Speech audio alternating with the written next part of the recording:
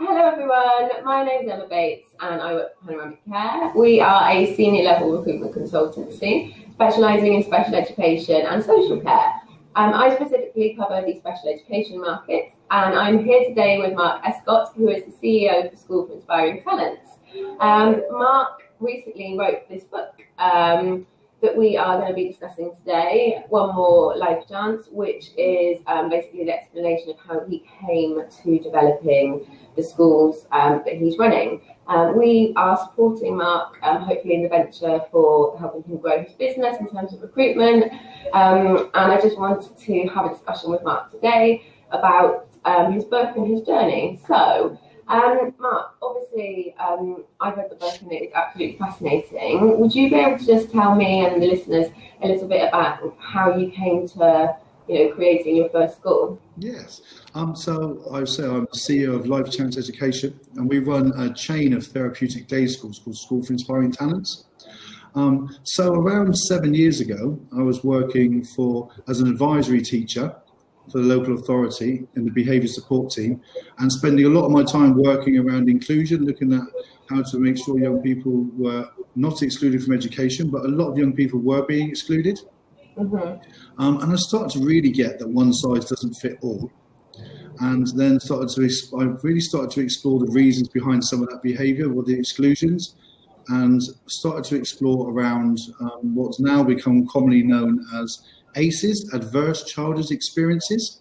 So things like physical, emotional, sexual abuse, domestic violence, drug and alcohol abuse in the family. And we know with these events, they can have a big sort of effect on young people's psychological development and then their education. Mm-hmm. So through that research, I looked at setting up a specialist therapeutic school that could specialise at working with young people who've experienced childhood trauma. And I say, so that's where the idea came from there.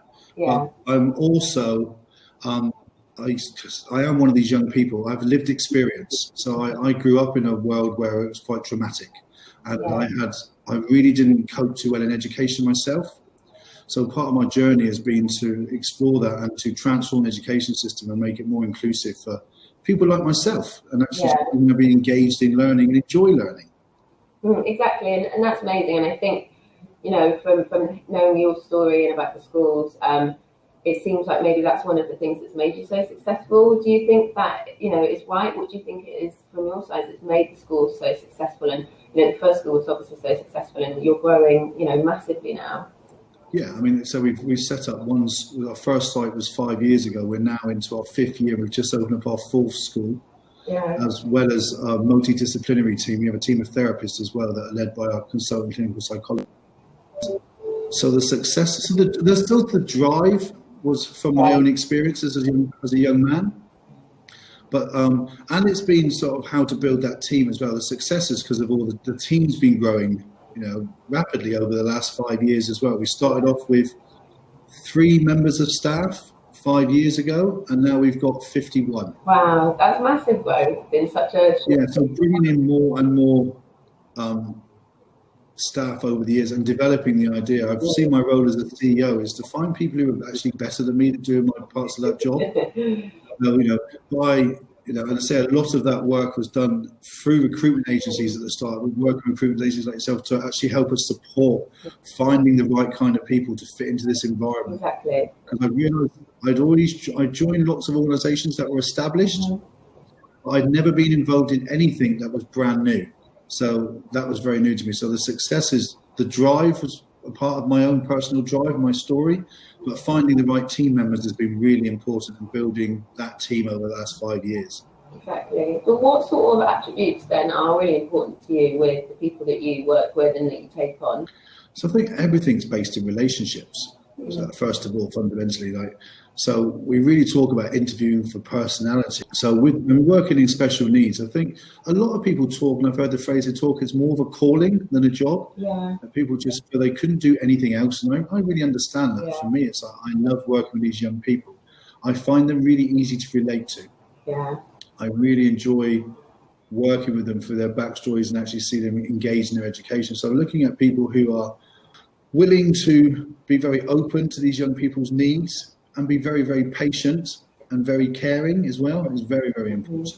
Yeah. I think you're right. And from our side, obviously, we speak to candidates all day, every day, and like you said, most of the people that have been so successful and stayed within special education specifically for so long are the people that it just is, they live, eat, breathe it. It's their whole life, and they're so passionate about it, and that's really important. And it's great that that's at the heart of everything we do.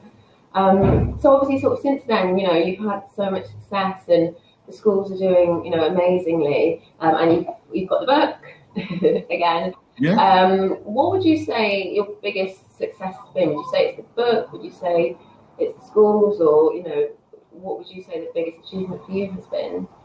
For me personally, the biggest success is stepping over the internal running commentary the imposter syndrome. Yes, I know it. So my voice in my head, and I think we can say that without us sounding crazy, we all have that voice in our head. Yeah. For some of the people listening, that's a little voice in your head now telling you that you don't have a little voice in your head. And that little voice in my head has always told me, duck, you're going to get caught out as a fraud any minute. So for me personally, it's stepping over that. That's been my success. And actually just being brave enough to have a go. And then for me, writing the book was a really interesting process because I'm dyslexic. I left school with no exams. So writing the book was one of my biggest successes. But one of the biggest successes for me now personally is learning to hand this over to other people. Because I really got that as a leader, I start stuff off. I like for it to grow, I really need the input of all my team. So building a team and proceeding to work with organisations like yours to keep bringing new people in with new, fresh ideas. Mm-hmm. So I've learned a lot to step over my own internal company, and I've also learned to give up a lot. So basically give up. I think I know what I'm doing all the time. So I don't always know the answers. I think sometimes admitting I don't know the answers, hence why particularly we'd be focusing on developing our leadership team, the leadership. That infrastructure has been put in first, and the buildings. So so we've still got more capacity to take on more students. But until I got that right and had really strong leaders around me, I love listening to all their new ideas. Sometimes when they want to change some of the stuff I set up, but I really get to see that. For the best of students. Yeah, and I mean, it all seems like it's going really, really well at the moment. To have so much growth so quickly, you definitely, you're on the right course, you're doing the right thing, and from everybody that I've spoken to, from that works for School for Inspiring Talents and you, everyone's been absolutely amazing, and it's a very nurturing group. It does seem, from our side that it's going so well. In the future, then, what would you say? What's the plan? Have you got any, upcoming projects, or where do you see it going? Is there an end? Yeah, we don't know. So at the moment, we're continuing with the development of the schools. Mm-hmm. So we're looking at the possibility of a fifth site. Yeah. But inside of that, we're really developing our multidisciplinary team, our team of therapists, because that's really important. All of our team do, but our therapists play a huge part in removing the barriers to the students' learning.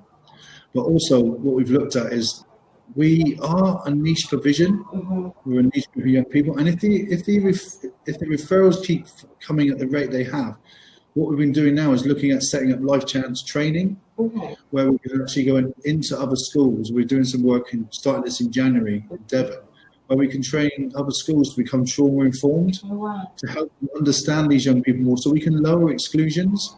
So it's quite a strange business model that we're trying to put ourselves out of business, but that's the whole point. Is like there will be no need for a school like ours. So maybe that's a very long-term goal, but at the moment it's around just continuing to grow and develop our systems, because we're not a finished product. We're nowhere near it. I think the day I think we're finished is when I know that I've got to get out, because we're never going to be finished. But at the moment it's around developing training to actually skill up other people in our community and give the skills set back that we've learned back to local authorities that we work with. Yeah, definitely. Oh, amazing. Well, it's like you said, the plans sound fantastic, and it's been going so well, and I'm sure it's just going to keep getting better and better. And obviously the work that you're doing is incredible, supporting children who have obviously been through those difficult situations like you have, and so you know how important it is for them to have that support. And yeah, from our side, it's always great talking to you. Thank you for all the support that Parliament Care are giving us. Oh, that's okay. Thank you, Matt. Well, it's been really lovely to talk to you. And we will come and see you soon. Good, thank you. Bye. Bye.